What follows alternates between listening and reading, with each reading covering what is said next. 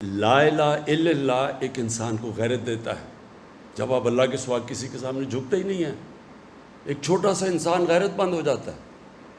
پیسے والے آدمی جو کسی کے سامنے جھکتا ہے اس کی کوئی عزت نہیں ہے.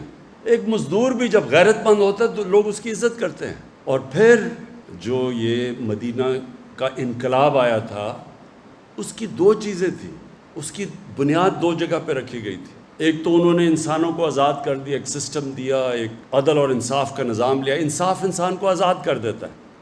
جس معاشرے میں جو حضرت علی کا قول ہے نا، ظلم کا کفر کا نظام چل جائے گا لیکن ظلم کا نظام نہیں چل سکتا. نا انصافی کا نظام اس لیے نہیں چل سکتا کہ جو پاکستان میں ہیں کہ بڑے بڑے مافیا بیٹھے ہوئے ہیں، قانون کے اوپر ہیں، قانون کی بالادستی قائم نہیں ہونے دیتے کیونکہ وہ فائدہ اٹھا رہے ہیں کرپٹ سسٹم سے.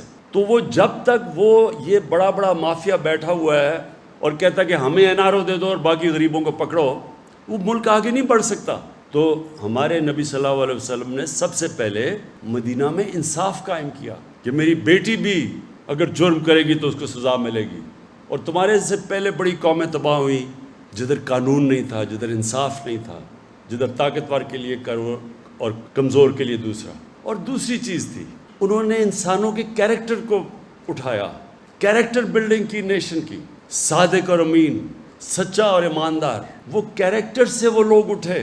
کبھی بھی جھوٹے لوگ، ڈرپوک لوگ بڑے قوم نہیں بنا سکتے. سچے لوگ، دلیر لوگ، جو اللہ میں، جو لا الہ الا اللہ میں ماننے والے لوگ، غیرت مند لوگ، وہ صرف بڑی قوم بنتا ہے. اور وہ ثابت ہے، مدینہ کی ریاست میں وہ ثابت ہوا ہے کہ دیکھتے دیکھتے یعنی جنگ بدر کے 11 سال بعد تو ایک سپر پاور گری اور 13 سال کے بعد دوسری گری ان کے سامنے. تاریخ کا حصہ ہے یہ. تو میں صرف آپ کو یہ سمجھانا چاہتا ہوں اور اپنی قوم کو، ہم ایک بڑی قوم نہیں بن سکتے جب تک ہم اپنا کیریکٹر ٹھیک نہ کریں.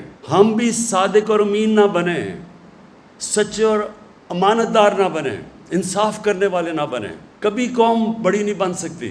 جو مسلمان جب پھیلے تھے ساری دنیا میں تو لوگ ان کے کیریکٹر سے متاثر تھے.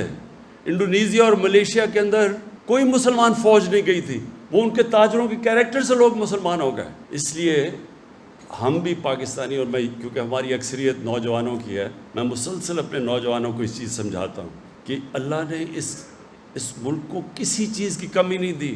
ہمیں یہ خطہ وہ ہے جس میں سب کچھ دے دیا اس نے. لیکن ایک ہمیں کیریکٹر چاہیے ایک عظیم قوم بننے کے لیے. سچے لوگ، سچائی. یہ جو علی امین بات کر رہا تھا کرپشن کی، جو بھی ہاتھ پھیلاتا ہے کسی کے سامنے، پیسے مانگتا ہے کسی سے، اس کی دنیا عزت نہیں کرتی. جب کسی کو کوئی رشوت دیتا ہے تو اس کی غیرت جاتی ہے.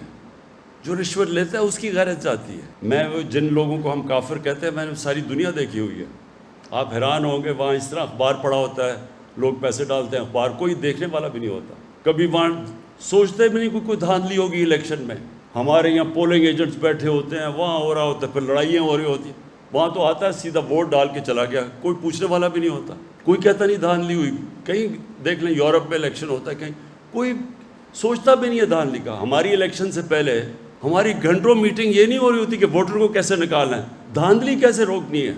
تو یہ ہمارے لیے بڑی شرم کی بات ہے کہ ہمارے اس طرح کے لوگ آئے جو آج باہر بیٹھے ہوئے ہیں اور باہر اربوں روپے کی پراپرٹیز پہ بیٹھے ہوئے ہیں. ایک رسید نہیں بتا سکتے پیسہ کدھر سے آیا، اور وہاں سے تقریریں کر رہے ہیں بیٹھ کے. اس لیے جو جب تک اگر ہم نے بڑی قوم بننا ہے، عظیم قوم بننا ہے، وہ جو ہمیں بننا تھا، جو یہ بہت بڑا پاکستان کا کانسیپٹ تھا. تو میں صرف آپ کو شروع میں یہ بتا دوں کہ ایک تو سسٹم کے اندر ہم آج جنگ لڑ رہے ہیں قانون کی بالادستی کی، سارے مافیاز کے خلاف، اس پہ انشاءاللہ ہم کامیاب ہوں گے. اور دوسری، قوم نے اپنے آپ کو چینج کرنا ہے.